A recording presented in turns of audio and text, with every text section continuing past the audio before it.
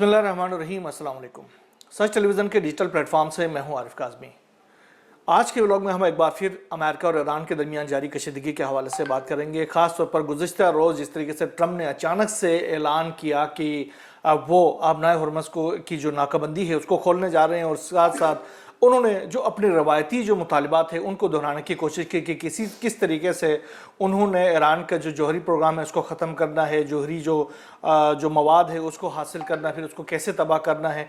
ये तमाम तर चीज़ें जो है वो उन्होंने ऐलान कर दिया। साथ साथ अबनाए हुर्मस को खोलने के हवाले से बता दिया कि वहाँ पर जो माइंस ईरान की जानिब से बिछाए गए हैं उसको कैसे ख़त्म करना है। ये तमाम चीज़ें जब उन्होंने अचानक से एक अपने ट्रुथ सोशल पे एक ट्वीट करके बता दिया, तो उसके बाद ये पता चला कि अब जो है ट्रम्प जो है वो अपने सिचुएशन रूम में जा रहे हैं वाइट हाउस के, जहां पर बैठ के वो दुनिया के फैसले कर रहे होते हैं उनके बकौल की दुनिया में कहां पर उसने क्या करना है। अमेरिका जो है वो मशरक़ी वस्ता में क्या करना है, तो यूरोप में क्या करना है, तो फिर फार ईस्ट में क्या करना है, तो नियर ईस्ट में क्या करना है। ये तमाम जो फैसले बकौल डोनाल्ड ट्रम्प के वो अपने सिचुएशन रूम में बैठ के करते हैं। तो फिर उन्होंने ये ऐलान भी अपने ट्रुथ सोशल पर ही किया कि वो ईरान के साथ जो मुआहदा है उसको हतमी शक्ल देने के लिए वो जा रहे हैं अपने सिचुएशन रूम में वाइट हाउस के, और उसके बाद वहाँ से फैसला करेंगे कि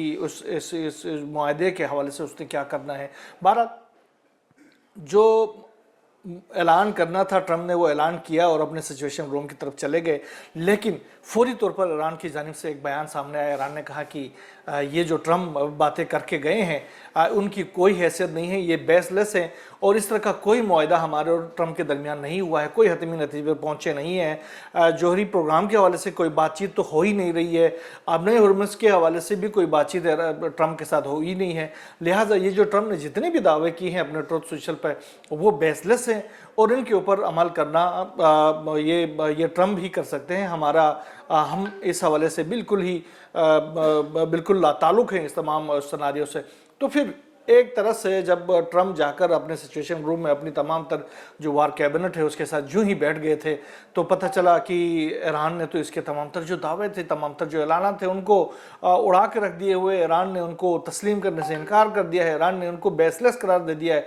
तो फिर एक खामोशी जो है वो उनकी सिचुएशन रूम पे छाई रही, और फिर ये तय पाया कि 2 घंटे उसके ऊपर बहस हो गई, और जितनी उनकी बहस हो गई उस बहस का जो नतीजा निकल रहा था वो ये नतीजा निकल रहा था कि न पाए रफ्तन न जाए रफ्तन। यानी अगर दस्तखत कर देते हैं, इस मुआहदे को एक्सेप्ट कर लेते हैं, तब भी ट्रम्प और उसकी अमेरिका की हार है।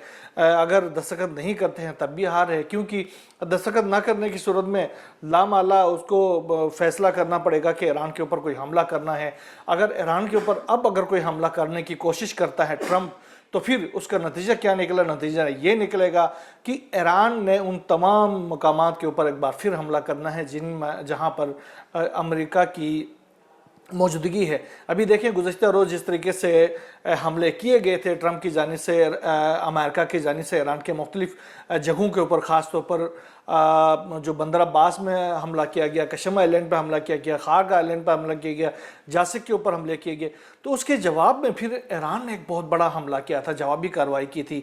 और वो जवाबी कार्रवाई कहाँ पर की थी? जवाबी कार्रवाई ईरान ने कुवैत में की थी। कुवैत में जो अली अल सालम जो बेस है जो कि अमेरिका के कंट्रोल में है, उस बेस के ऊपर ईरान ने हमला किया था। उस जवाबी कार्रवाई में जो नताइज अभी सामने आए हैं, उस वक्त तो कोई नताइज सामने नहीं आए थे। हमले के हवाले से ये कहा गया कि फतह 110 मिसाइल के ज़रिए ईरान ने हमला किया, और उसको कुवैत के जो एयर डिफेंस सिस्टम से उसने उसको जो है इंटरसेप्ट कर दिया और ये खात्मा कर दिया गया। लेकिन अब जो है वो इंटरनेशनल मीडिया जो है उसके हवाले से बता रहे हैं, ख़ास तौर पर जो खुद अमेरिकन जो मीडिया है, ब्लूमबर्ग जैसे इदारे जो हैं वो बता रहे हैं कि ये जो हमला ईरान की जानिब से किया गया था, उस हमले के नतीजे में जो अली अल सालम का जो बेस है वो तबाह हो गया है, और उस बेस में कम अज़ कम 5 से ज़ायद अमरीकी फ़ौजी जो हैं वो शदीद ज़ख्मी हो चुके हैं, और इसके अलावा 2 repair drones MQ-9 repair drones जो हैं वो तबाह हो चुके हैं।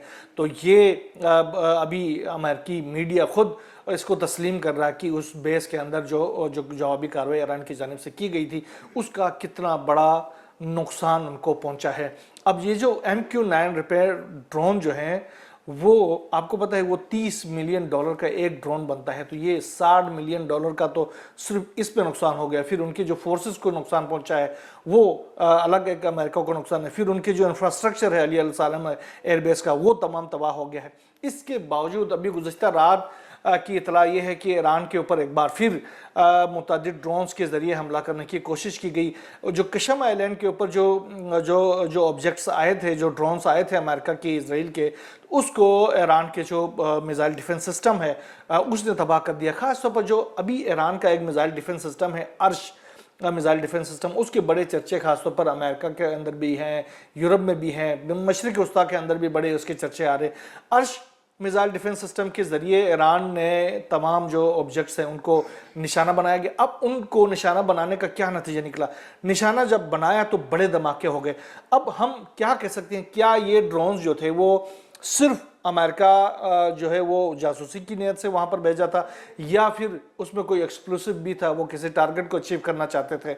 धमाके हुए हैं बड़े, तो इसका मतलब ये है कि इसमें सिर्फ जो है जासूसी नियत नहीं थी, बल्कि इसके पीछे अपने किसी मकसद को हासिल देख के उस हदफ को भी हासिल करना था। लेकिन ईरान की जो अर्श दिफाई निज़ाम है उसने इस तमाम तर जो हमला था, ये जो ड्रोन्स थे उनको तबाह कर दिया। 60 ड्रोन्स गुज़श्ता रात ईरान की जानिब से तबाह कर दिए गए हैं। उनकी वीडियोज़ भी ईरान की जानिब से बराह रास्त मीडिया के सामने पेश कर दिए गए हैं।